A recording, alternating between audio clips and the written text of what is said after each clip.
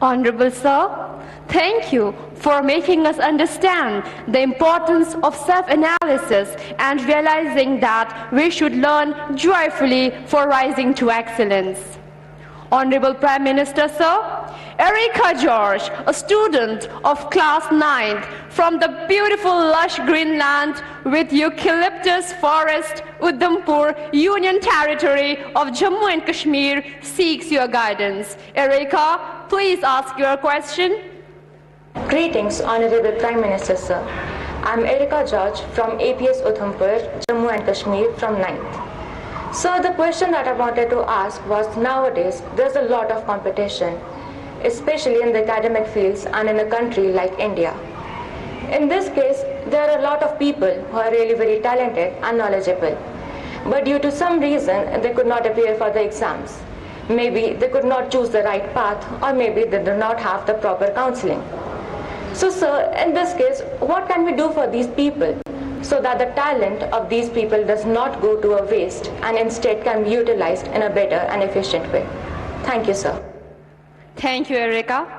Honorable Prime Minister Sir, Hari Om Mishra, a class 12 student from Industrial Hub, Gautam Budh Nagar, Uttar Pradesh, is preparing for his board exams and wishes to ask a similar question that has been invited by a competition organized by ZTV. Hari Om, please ask your question.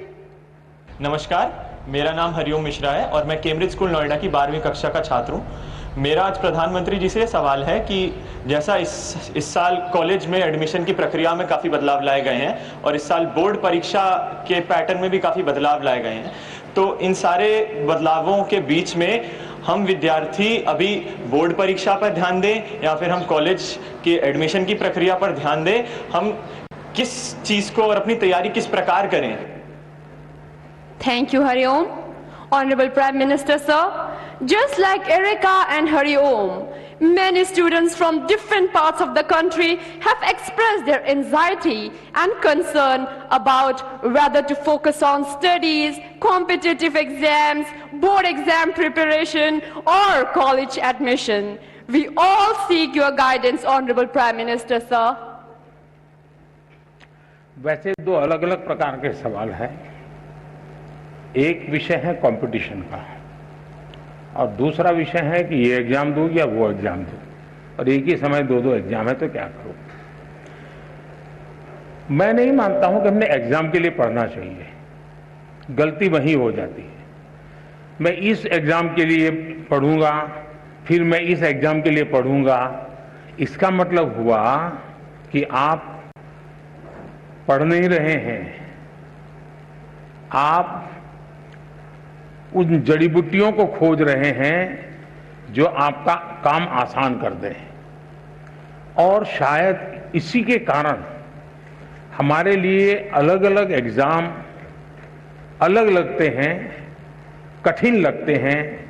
हकीकत ये है कि जो भी हम पढ़ रहे हैं उसको पूर्ण रूप से हम पूरी तरह उसको आत्मसात करेंगे, फिर वो बोर्ड का एग्जाम है या एंट्रेंस एग्जाम है या जॉब के लिए कोई इंटरव्यू या एग्जाम है, कहीं पर भी हो सकता है एग्जाम। अगर आपने अपनी शिक्षा का पूर्ण रूप से एक साक्षात्कार किया है, आत्मसात की है, तो आपको एग्जाम का रूप क्या है वो रुकावट नहीं बनता है। और इसलिए अपने आप को एग्जाम के लिए तैयार करने के दिमाग खपाने के बजाय अपने आप को योग्य शिक्षित व्यक्ति बनाने के लिए, विषय को मास्टर बनने के लिए हम मेहनत करें। फिर परिणाम जो मिलेगा सो मिलेगा। जहां पहली आएगी वो उसको पहले मुकाबला करेंगे, जब दूसरा आएगा दूसरे से मुकाबला करेंगे। लेकिन मुकाबला इसलिए करते हैं कि अब जो मैंने खिलाड़ी आपने देखा होगा, वो खिलाड़ी खेल के अंदर पारंगत होता है, किस लेवल की गेम के लिए खेलना है उसके लिए नहीं करता मेहनत। फिर वो तहसील में खेलेगा तो वहां अपना कर्तव्य दिखाएगा, डिस्ट्रिक्ट में खेलेगा वहां कर्तव्य दिखाएगा, नेशनल खेलेगा वहां कर्तव्य दिखाएगा, इंटरनेशनल खेलेगा वहां कर्तव्य दिखाएगा, और खुद भी इवॉल्व होता जाएगा। और इसलिए मैं मानता हूं कि हम फलानी एग्जाम के लिए ये जड़ी बूटी, उस एग्जाम के लिए ये जड़ी बूटी, उस चक्कर से निकल करके मेरे पास ये संपुट है, मैं लेकर के जा रहा हूं, अगर मैं वहां से निकला तो ठीक है, नहीं निकला तो मैं कोई और रास्ता ढूंढ लूंगा। तो मुझे लगता है कि एक तो इसमें ये सोचना चाहिए। दूसरा, कंपटीशन। देखिए दोस्तों, कंपटीशन को हम जीवन की सबसे बड़ी सौगात मानना चाहिए। अगर कंपटीशन नहीं है तो जिंदगी किस चीज की जी? फिर तो हम ऐसे ही खुश रहेंगे, वाह कोई कुछ नहीं है, हम है बस। ऐसा नहीं होना चाहिए। सचमुच में तो हमने कंपटीशन को इनवाइट करना चाहिए, तभी तो हमारी कसौटी होती है। मैं तो कहूंगा घर में भी कभी छुट्टी का दिन है, पढ़ना नहीं है, एग्जाम नहीं, कुछ नहीं है, तो भाई बहन बैठ करके कंपटीशन लगाओ। तुम 4 रोटी खाते हो, मैं 5 खाता हूं, तुम 5 खाते हो, मैं 6 खाता हूं। अरे करो तो कंपटीशन। जिंदगी को कंपटीशन हमने निमंत्रण देना चाहिए। कंपटीशन जिंदगी को आगे बढ़ाने का एक अच्छा माध्यम होता है, जो हमें अपना भी इवैल्यूएशन करने लगता है। दूसरा, मैं जिस पीढ़ी का हूं या आपके माता पिता जिस पीढ़ी के हैं, उनको वो चीजें नसीब नहीं थी जो आपको नसीब हो रही है। आप उस भाग्यवान जनरेशन में हैं जो भाग्य आपके पहले की किसी भी जनरेशन को इतनी बड़ी मात्रा में कभी नहीं मिला है। और वो है, जैसे कंपटीशन ज्यादा है तो चॉइस भी ज्यादा है, अवसर भी अनेक हैं।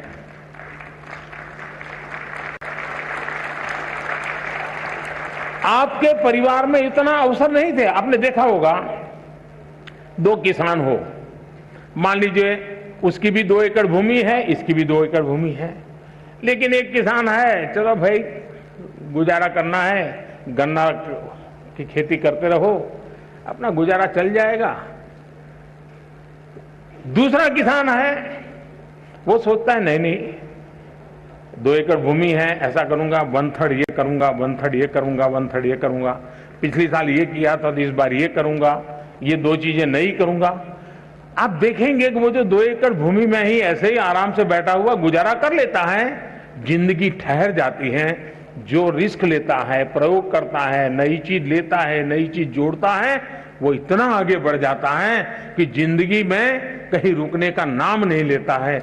वैसा ही हमारे जीवन में है।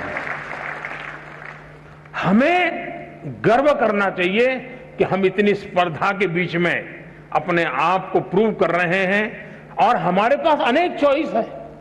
ये स्पर्धा नहीं तो वो स्पर्धा नहीं तो वो स्पर्धा नहीं तो वो, ये रास्ता नहीं तो ये रास्ता, ये रास्ता नहीं तो ये रास्ता।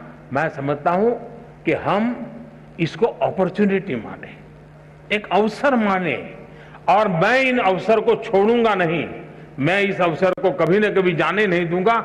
ये भाव अगर पैदा करेंगे तो मुझे पक्का विश्वास है कि कंपटीशन आपके लिए इस युग के सबसे बड़ी सौगात के रूप में आप अनुभव करेंगे।